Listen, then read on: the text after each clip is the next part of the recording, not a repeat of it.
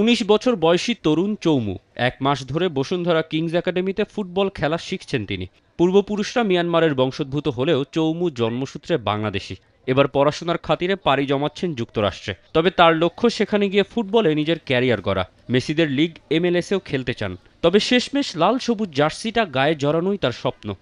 In my opinion, one of the best training academies পুরা বাংলাদেশে। আর এদের কোচও আসিফ কোচ আছে। They are very international classified A grade coaches. আর আমার in my opinion এক মাসে ভালো ইমপ্রুভমেন্ট হয়েছে।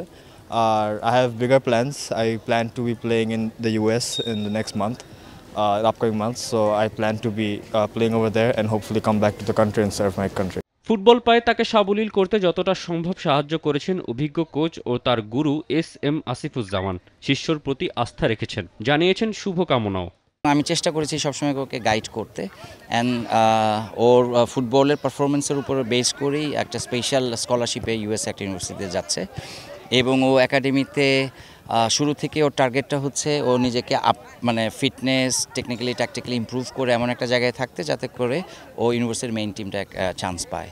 সো এটা আমাদের জন্য একটা পজিটিভ নিউজ, আমাদের অন্য প্লেয়ারদের জন্য মোটিভেশন। বিভিন্ন বয়সী ছেলেদের কিংস একাডেমিতে নিয়মিত ফুটবল শেখাচ্ছেন দেশের প্রথম প্রো লাইসেন্সধারী কোচ আসিফ। জানান, জাতীয় দলে হামজা শমীদের অন্তর্ভুক্তির পর তরুণ ফুটবলারদের ভেতরেও দেশপ্রেম জাগ্রত হয়েছে।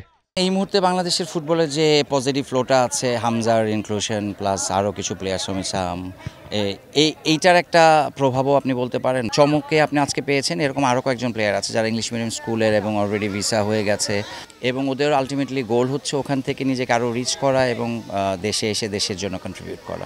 এছাড়া বসুন্ধরা কিংস একাডেমির অনেক কিশোররা উচ্চশিক্ষা ও ফুটবলের জন্য নানান দেশে পাড়ি জমাবেন। তবে দিন শেষে প্রায় সবারই লক্ষ্য লাল সবুজ জার্সি গায়ে বাংলাদেশকে প্রতিনিধিত্ব করা।